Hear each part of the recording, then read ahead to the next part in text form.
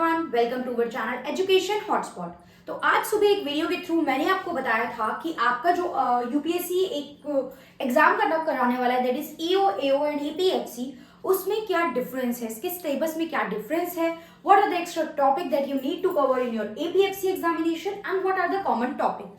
तो non GS subject की अगर हम बात करें, देखिए अभी जीएस की बात नहीं कर रहे हैं, because if you are preparing for UPSC civil services then आप जीएस बहुत डिटेल में गो थ्रू करते हो for prelims as well as mains examination.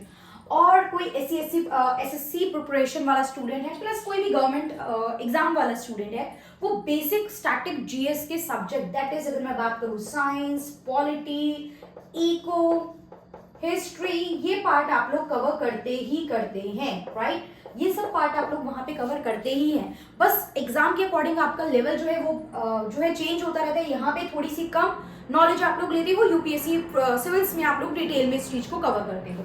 तो यहाँ पे इन सब्जेक्ट को अभी साइड रखे, because there are multiple channel who are covering this content.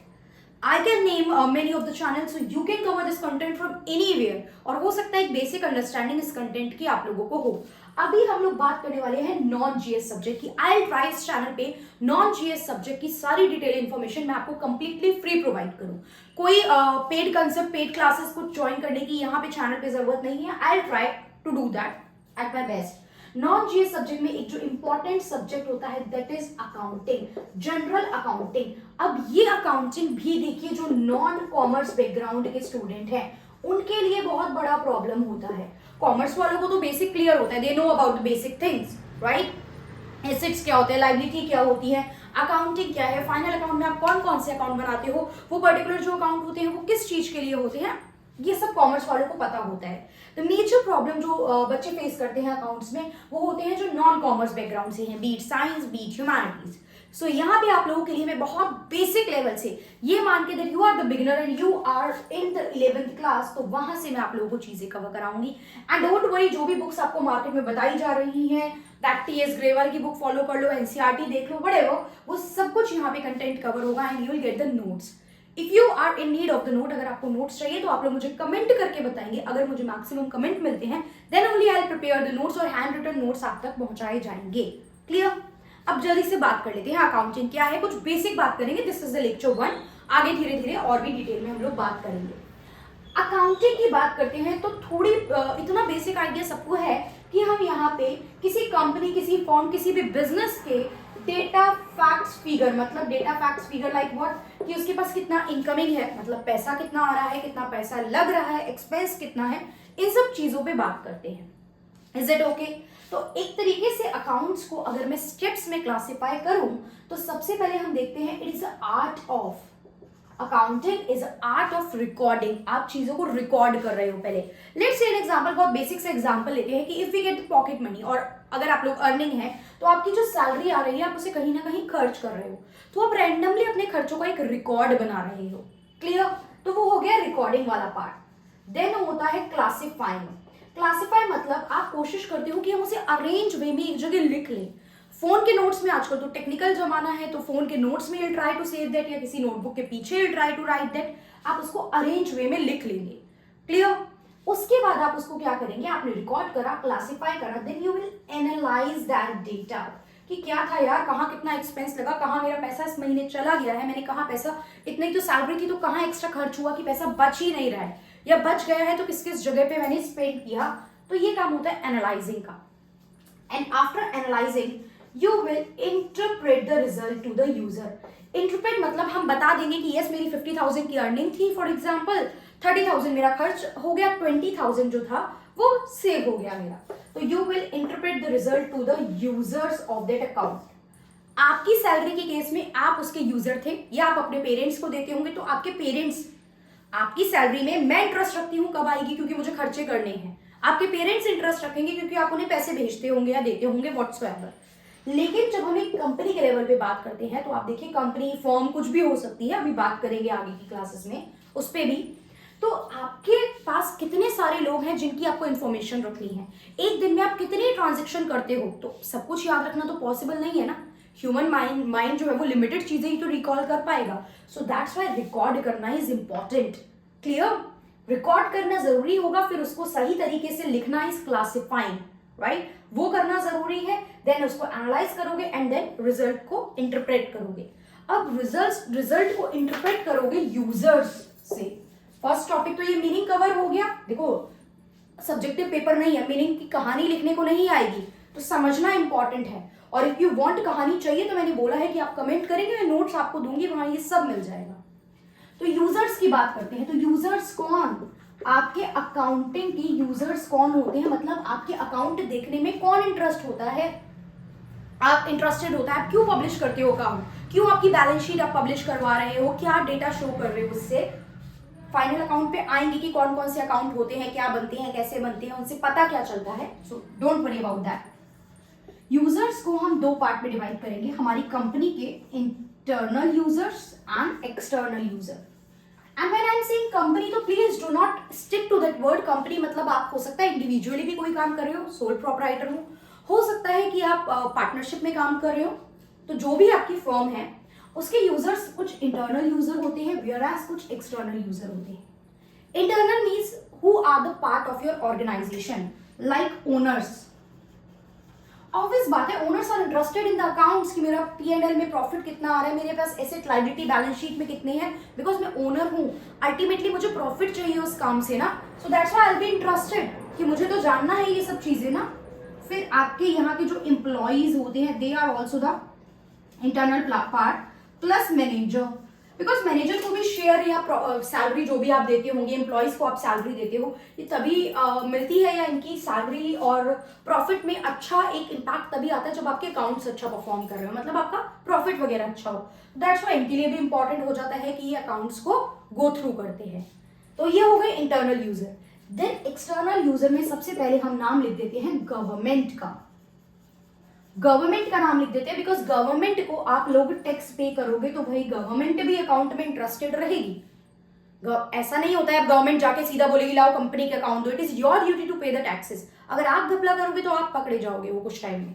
तो यहाँ पे आपको गवर्नमेंट को टैक्स पे करना होता है, दैट्स व्हाई गवर्नमेंट भी अकाउंट की एक इंटरेस्टेड पार्टी होती है। Rest general public. General public का क्या स्टेक होता है, जनरल पब्लिक आपकी जो ऑर्गेनाइजेशन उसमें इन्वेस्ट करती है। अगर आप शेयर इशू कर रहे हो, आप बॉन्ड इशू कर रहे हो, जैसे अभी रिसेंटली क्या है, रिसेंटली एक न्यूज है, अगर आप लोग यूपीएससी के लिए पढ़ रहे हो, करंट अफेयर देख रहे हो, या इस एग्जाम के लिए भी करंट अफेयर देखोगे, तो एमसीडी ने भी रिसेंटली बॉन्ड इशू करे हैं। ठीक है, बॉन्ड इशू करें सो दैट वो इन्वेस्टर को अट्रैक्ट कर पाए, बिकॉज उनको भी तो खर्चा करना है यार, स्कूल इंफ्रास्ट्रक्चर वगैरह इन सब चीजों में कर रही है ना लास्ट कुछ टाइम से खर्चा इसको डेवलप करने में। तो उन्होंने भी बॉन्ड इशू करे हैं अभी रिसेंटली।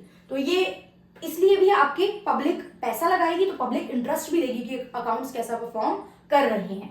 तो गवर्नमेंट हो गई, पब्लिक हो गई, प्लस सप्लायर, जो आपको रॉ मटेरियल देते होंगे वो भी इंटरेस्टेड होंगे कि भैया आपने हमसे रॉ मटेरियल लिया है, क्या आप हमें टाइम पे चुका पाओगे अमाउंट उसका, आपने रॉ मटेरियल खरीदा है तो उसका पेमेंट हमें मिल पाएगा या नहीं मिल पाएगा। प्लस इसके अलावा एक्सटर्नल यूजर में नंबर 4 पे जाते हैं creditors. Creditors are those person जिनसे आप उधार लेते हो, सिंपल मान के चलो, सिंपल लैंग्वेज में जानिए, क्रेडिटर आर दोज पीपल जिनसे आप उधार ले रही हो। तो आपने उधार लिया है तो वो तो देखेगा ही देखेगा भैया आपके पास कितने पैसे हैं, मुझे तो अपना पैसा वापस चाहिए, तो मैं तो बार बार पूछती भी रहूंगी आपसे। तो क्रेडिटर हो गए।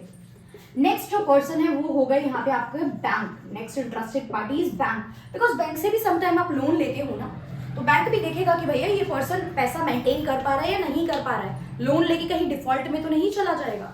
तो this is the thing that कुछ लोग आपके अकाउंट में इंटरेस्टेड होते हैं।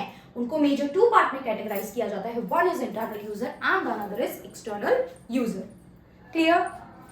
सो hope this meaning is clear to all. इसमें कोई डाउट नहीं होना चाहिए। इनकेस डाउट है भी, कोई बड़ी बात नहीं है, डाउट आ सकता है तो आप उस डाउट को फटाफट से मुझे कमेंट करेंगे। कोई सिली सा भी डाउट हो सकता है guys, please don't worry about that. मैं मान के चल रही हूँ यू गाइस आर बिगिनर, तो सिली डाउट भी हो सकता है। और अगर यहाँ पे डाउट पोस्ट करने में प्रॉब्लम है तो आप लोग एजुकेशन हॉटस्पॉट का जो इंस्टाग्राम पेज है वहां पे मुझे अपना डाउट भेज सकते हैं। क्लियर? एक और टॉपिक देख लेते हैं छोटा सा जो इसी से रिलेटेड है। मैंने आपको बताया accounting is all about recording, classifying, analysing, interpreting all these this. Now there is a word called bookkeeping. There is a term called bookkeeping. What is bookkeeping? किताबों को स्टोर करना, बोलो हमारे घर पे बहुत सारी है, स्पेक्ट्रम भी पढ़ी है, ये भी पढ़ी है, घटना चक्र भी पढ़ी है, that is not bookkeeping. sorry, bad joke, but bookkeeping is what? Bookkeeping is recording of the accounts. What?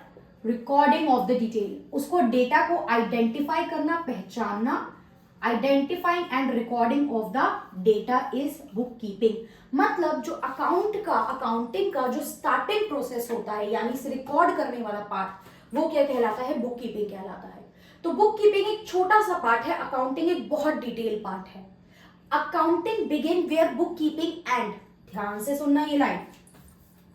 Accounting begin, accounting शुरू होती है वेयर बुक कीपिंग एंड, जहां पे बुक कीपिंग खत्म हो रही है. क्यों? क्योंकि बुक कीपिंग तो रिकॉर्डिंग पे ही खत्म हो गई ना, तो उसके आगे भी बहुत सारा काम है. सिर्फ रिकॉर्डिंग करना ही अकाउंटिंग नहीं होता. आप उस डेटा को अरेंज करोगे, उसे स्टडी करोगे और फिर उसको इंटरप्रेट भी करोगे कि आपने उससे कंक्लूड क्या किया. ठीक है, तो ध्यान से सुनना. Book keeping is only about recording and accounting is about recording, classifying, analysing and interpreting. Bookkeeping is a narrow concept, accounting is a broad concept. Accounting begin where bookkeeping and clear. Bookkeeping initial step है, plus bookkeeping can be done by any of the person. No professional knowledge is required for this. कि आपको ये होना चाहिए, आपको accounts की degree चाहिए, BCom MCom होनी चाहिए, ये सब होना चाहिए. No, it is not required. Normal layman भी अगर कोई पर्सन है रिकॉर्ड वो भी रख सकता है. आप देखते हो स्कूल के कई बार अब तो चलो जो प्राइवेट स्कूल में अगर आप सब पढ़े हो तो बहुत हाई फाई चीज़ है, बट एक नॉर्मल से स्कूल में देखो वहाँ रिकॉर्डिंग के लिए किसी रिसेप्शन पे किसी पर्सन को बिठाया जा रहा है, तो इट इज़ नॉट रिक्वायर्ड कि उसके पास बहुत सारी डिग्रीज हो. गेट कीपर होते हैं, स्टोर कीपर होते हैं जो स्टोर का रिकॉर्ड रख रहे हैं, एंट्री एग्जिट का रिकॉर्ड रख रहे हैं, तो क्या वो इतने हाई एजुकेटेड होते हैं? जस्ट एग्जाम्पल है समझाने के लिए. तो रिकॉर्डिंग के लिए कोई प्रोफेशनल स्टडी की जरूरत नहीं है. It can be done by any of the person, but yes if you want to be in the accounting field, अगर आपको ये सब काम करना है, then proper degree and the professional degree जो है वो यहाँ पे रिक्वायर्ड होगी. इसमें प्रोफेशनल पर्सन को हायर किया जाएगा. तो is it clear? What is accounting, who are the users of accounting and what is the difference between the book keeping and accounting. I hope this is clear to all. So छोटी छोटी video रखते हैं अभी, so that आप मुझे समझ सके, मैं आपको अपनी बातें समझा सकूं, मुझे समझ आ सके कि आपको कितना समझ में आ रहा है, और आपको समझ में आ रहा है तो मैं और आप लोगों को डिटेल में चीजें समझाने की कोशिश करूंगी इन द फर्दर वीडियो. और अगर ये समझना समझाना हम लोगों का अच्छा चला तो आई प्रॉमिस यू कि मैं आप लोगों को बहुत डिटेल्ड वीडियो और भी, मतलब हम लोग लेंथ बढ़ा देंगे वीडियो का. अभी तो नोटिफिकेशन आया, फॉर्म फिल करेंगे, एग्जाम देने तक में टाइम है, तो अगर वो चीज़ हमारा समझने समझाने का पैटर्न सही बैठा तो फुल कोर्स यहाँ पे आपको मिलेगा विद डिटेल मैनर. प्रैक्टिकल भी मैं क्लास में सॉल्व करवाऊंगी. आई नो अकाउंट्स में कुछ न्यूमेरिकल भी आते हैं, प्लस एपीएफसी में जो इंश्योरेंस वाला पार्ट है that is like difficult to find out कि आप इंश्योरेंस कहाँ से समझो, बिकॉज कंटेंट डेटा नहीं मिलता है. तो that is my duty. International relation, labour law, I know बहुत से चैनल पे ऑलरेडी कवर्ड है, बट हम लोग भी उसको बहुत बेसिक लेमैन तरीके से सुनेंगे, समझेंगे, और याद भी मैं आप लोगों को वो चीजें क्लास में कराऊंगी, जैसे बिल्कुल छोटे पे आप लोगों को ट्रीट किया जाता था पढ़ाई के लिए. ओके, सो इस वीडियो को यही एंड करते हैं. If you like the video then actual video से लाइक करना है, शेयर करिए उसे मैक्सिमम लोगों के साथ, एंड मुझे भी कमेंट करके बताइए, because your comments are like valuable to make me more videos, motivate करने के लिए मुझे कि मैं आगे और वीडियो बनाऊं और different subject, non GS subject तो एटलीस्ट आई ट्राई मैं आप लोगों के कवर करूं. So that's all for this video. Thank you everyone for watching.